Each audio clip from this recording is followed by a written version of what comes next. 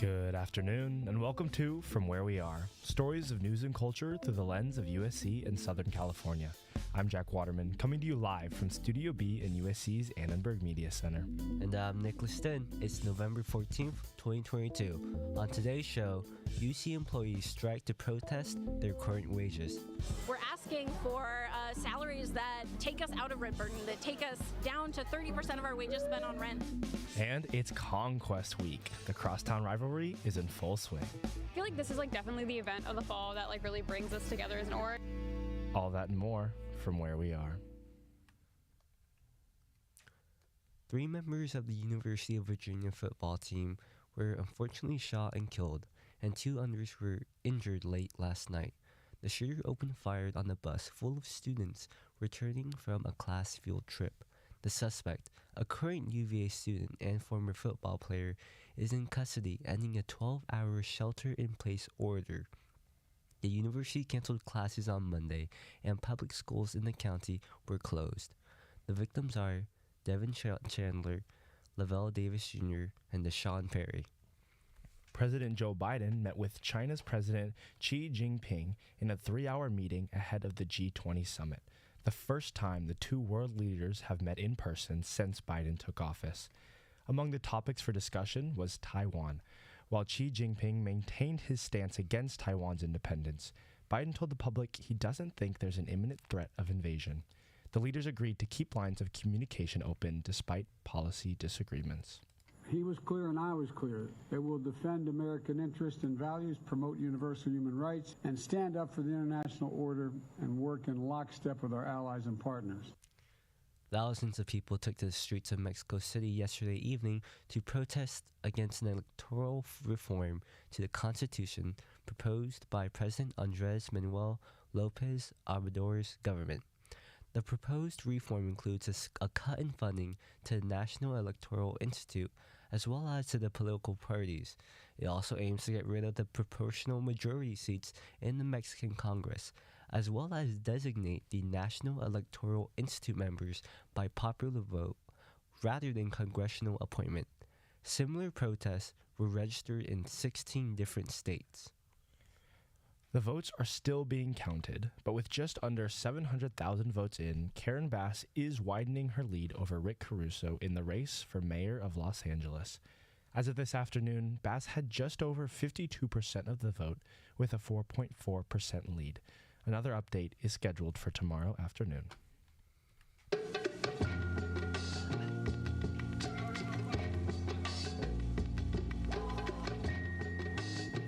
About 48,000 unionized University of California workers went on strike today at the U of C's 10 campuses across the state. This includes teaching assistants, postdoctoral scholars, grad student researchers, and tutors. Together, they do most of the teaching and research at the universities of California. They are asking for higher pay and better benefits. Eric Ye has the story. On a cold, early Monday morning, the usually quiet UCLA campus was met with an unexpected sound.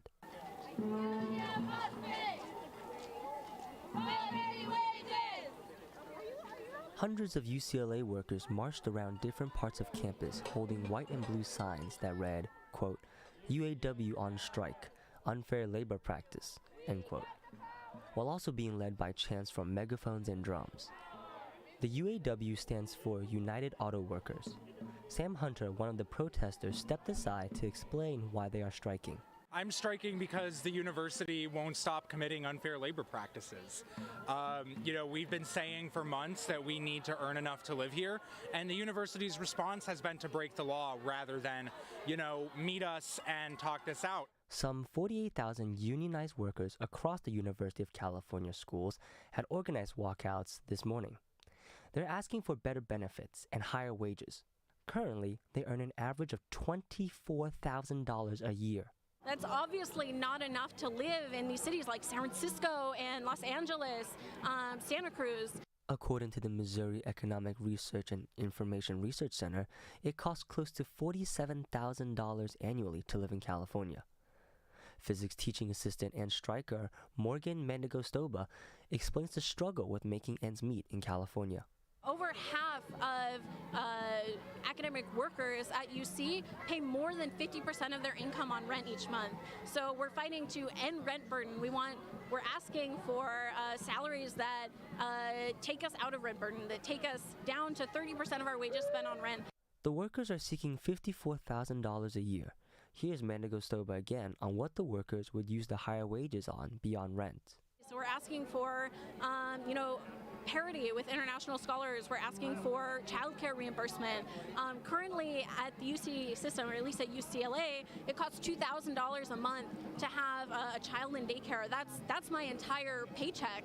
3 UAW chapters have been negotiating for months with the UCs to no avail. The UAW is claiming that this is the largest walkout in academic history. Striker Desmond Fonseca shares his hopes for the university's response. It's up to the university to come to the bargaining table to make a fair offer so that we don't have to be out here, so that students can be in the classroom, so that research can resume, because we don't want research to shut down. We don't want education to shut down. We want our undergrads, people we host Section 4, to be learning. The demonstration disrupted normal campus life today. The University of California has said that any differences should be worked out at the bargaining table and not on the picket lines. The UFC said in a statement, UC remains committed to continuing its good faith efforts to reach agreements with UAW as quickly as possible. End quote. For Annenberg Media, I'm Eric Ye.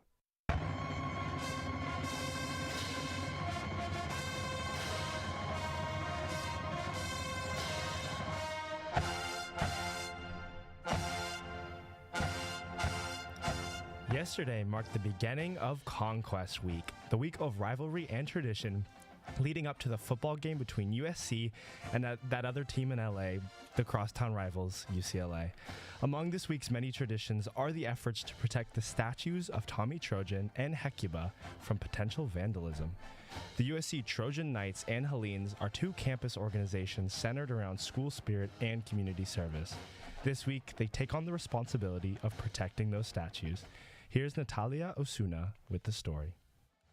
Amid the cold and the stress of upcoming final projects and exams, a group of high-spirited Trojan Knights and Helenes sit and guard the duct-taped Tommy Trojan and bubble-wrapped Hecuba statues 24/7 throughout this Conquest Week. Sitting in a circle under a tent with sleeping bags, the Knights take shifts to ensure that the statue is always guarded by someone who will remain alert, even through all hours of the night. Will Chambers is a senior philosophy, politics, and law major and a member of the Trojan Knights. As official hosts of the university and guardians of tradition, this is one of our longest standing traditions. We have to defend against the nasty folks from the campus across town. We have to make sure that all of our traditions, all of our landmarks, all of the things that we hold dear are defended against. And so really it's a pleasure for us to engage in this every year. It's a pleasure for us. It's a duty that everyone really rises to. In the village, yellow caution tape surrounds the statue of Hecuba as members of the USC Helenes gather around doing homework, chatting, and sharing snacks. Elsie Benke is a freshman studying philosophy, politics, and economics. She joined the Helenes this semester and today was proudly protecting the statue of Hecuba from the rivals, from the adversaries. From the Bruins, in case any Bruins want to come and try to deface our statue. With around 80 members in the Helenes, there are always people protecting the statue.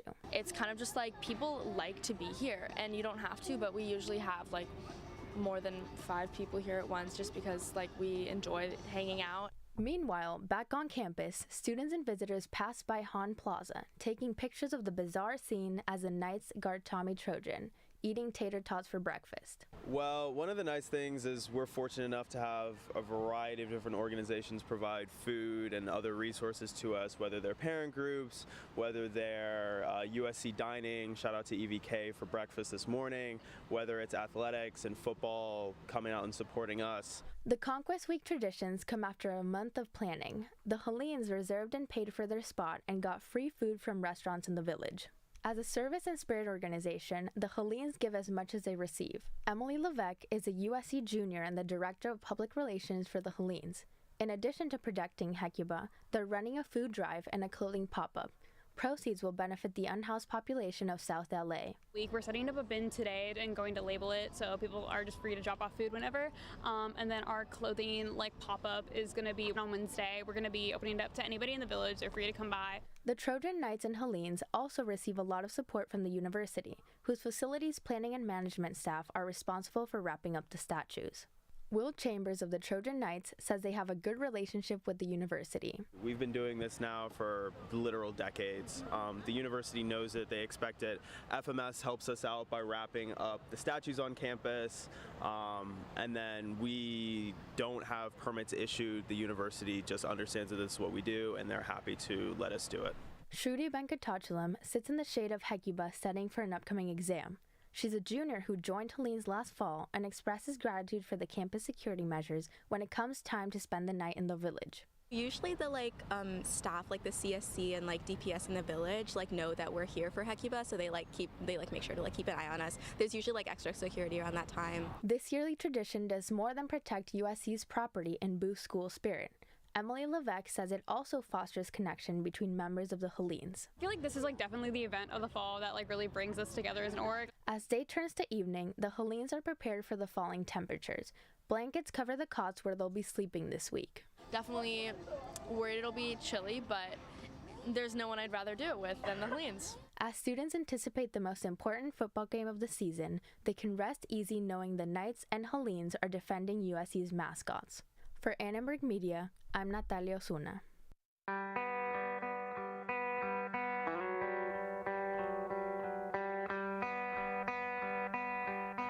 I'm Jack Waterman. We're glad you're with us for From Where We Are. And I'm Nicholas Din. It's 11 minutes past the hour. So Nick, this is your first year at USC, so you have yet to experience the full rivalry of USC versus UCLA. What are you excited for? What have you seen so far? Oh man, my friends at UCLA, they sent me a... friends? I know, I have friends. Maybe I shouldn't have said that, but they sent me a picture of a black box around their bearer. So me seeing the duct tape today and seeing their black box, man, I can't believe that rivalry is that big. It's intense, and it's only going to grow as that game gets closer. And the football game itself is going to be great as well. 2 really good teams going at it. Are you planning on going to the game, or are you going to watch it from home? I think I get a better view at home on my big TV screen, so it'll be fun watching it with the family. Yeah, absolutely. I'll be watching it at home too, and it's going to be exciting, man. It's only going to get crazier, I promise. You'll start to see shirts and merchandise and stuff popping up. And make sure you don't say that name again, all right? I already forgot the name. Yeah, there you go.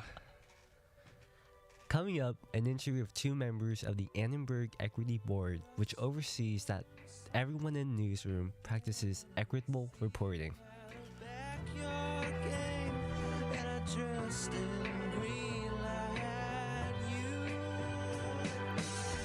With gun violence already being such a prevalent topic in today's society, and it being further emphasized by the aforementioned UVA shootings yesterday, our executive producer, Valeria Diaz, sat down with 2 members of our Annenberg Media Equity Board to discuss the proper ways to cover such sensitive subjects. Here is that interview. My name is Valeria Diaz, and I am here with two members from the Annenberg Media Equity Board. Today we're going to talk about the best practices and ethics of covering gun violence. After last night's fatal shooting of 3 student athletes at the University of Virginia, the pair wrote and sent out a brief to the entire Annenberg Media newsroom that detailed the appropriate ways of reporting on incidents like this with humanity. So thank you both for joining us today, and let's begin with Taylor Marie Contarino. Ooh, thank you for having us. Yeah, thank you for having us. Perfect. So I guess I'm going to start this with asking, what was the process of writing this like? How did this come about? And what went into writing it, and what did you decide to include and what to leave out? Definitely. So I feel like over the past couple of weeks, there's definitely been just a sharp kind of uptick in the rise of gun violence, not just in our community, but just generally in America. So we definitely thought that we needed, as the Equity Board, to take a couple of steps to make sure that we at Annenberg Media are not only covering the gun violence, but also reporting on it properly and keeping in mind the people that it affects.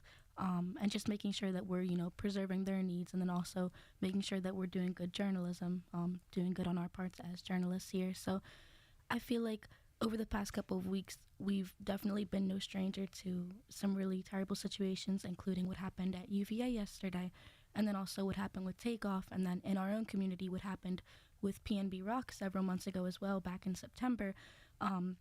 Ever since then, I feel like we've definitely seen that there is a need for some guidance on the type of reporting that we should be doing.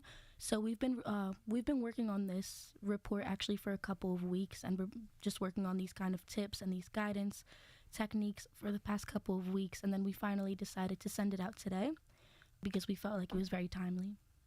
Also joining us from the Annenberg Media Equity Board is Marlize Duncan. And I think just as our generation, we've seen a lot of gun violence from a very young age, and there's a sort of numbness to it. And with that numbness comes that people don't think that these stories should be out there because it feels so regular. And because of that regularity, I think it's important that we push that these stories still need to be told, no matter how little some may assume that it is, when it really isn't. It's a big deal, especially when lives are lost. Going a little bit into that regularity that you mentioned, we are a student-led newsroom, and a lot of us are still, doing our homework, going to school, and living our day-to-day while also being journalists for Annenberg Media. Right. So also, as you mentioned in your brief, this can be something that can take a big toll also on journalists reporting on this, more if you have had previous experience with these topics and reporting, or even like as a personnel kind of experience. So what would you guys describe as the best ways to kind of try to keep a good mental health and good mentality when approaching these stories as a journalist? Yeah, I think that, as journalists, we kind of have that front seat to history and to the world, and I think we're all very aware of that, but that can definitely come with trauma, that can definitely come with repercussions, of course, even though we're doing good things. There's no easy way to tackle such a difficult thing, and there's no easy way to recover from trauma like this, of course, but in our brief, we included resources and tips. There's an online publication called The Journalist Resource. It actually has self-care tips for journalists, plus a list of several resources. There's also teamenough.org, which also has mental health resources. So everything that we included in the brief, all of those different publications have some really good resources, and I really hope that people utilize them if they feel that it could benefit them. Yeah, and if we want to get a little bit into specifics for practices or best practices, I would say that as a journalist, it's always best to talk to your editor, keep in touch with your editor. If there are difficulties that arise when you're doing heavy stories like this, it's always important to discuss that with them and keep them in the loop. And always know that you can take a step back to breathe, because I know there's deadlines, there's pressures to get these stories out, especially if it's breaking news, but know that your life is so important and your mental health is so important. So if you need someone else to take over the reins of a story, that's an option. If you need to step back and not look at gruesome photos or listen to traumatic experiences, because I know that you kind of have to look and listen to that stuff often, it's just important to take a breather and to reset before you get back into that heavy work. Yeah, and I love what Marlize said, because again, like, our careers as journalists, of course, are extremely important, but also we won't have our careers if we're not here, of course, to have them. So that's why mental health is definitely number one. And for anyone reporting for Annenberg Media or for any other publication for that matter, putting yourself first is really important. If you can't handle something, or if you notice that you're at your bandwidth, whether that be physically, emotionally, mentally, making sure that you recognize that and take a step back is so important. And I hope that everyone at Annenberg Media knows that they come first. Well, thank you both so much. That was Taylor Marie Contarino and Marlize Duncan, 2 members of Annenberg Media's Equity Board. Thank you both for being here today. Thank you.